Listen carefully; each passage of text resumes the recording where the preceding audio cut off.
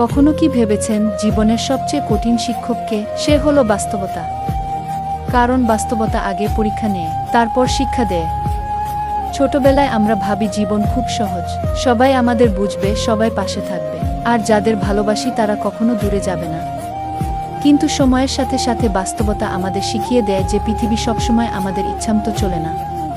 অনেক সময় সবচেয়ে প্রিয় মানুষটিই দূরে চলে যায়, অনেক স্বপ্ন মাঝপথে ভেঙে যায়, আর অনেক আশা অপূর্ণ থেকে যায়। জীবনের পথে আমরা অনেক মানুষের সাথে পরিচিত হই, কিন্তু সবাই শেষ পর্যন্ত পাশে থাকে না। কেউ আসে শিক্ষা দিতে, কেউ আসে স্মৃতি হয়ে থাকতে, আর কেউ আসে জীবনের মূল্যবান অভিজ্ঞতা দিতে। বাস্তবতা যতই কঠিন হোক, এটি আমাদের শক্ত হতে শেখায়।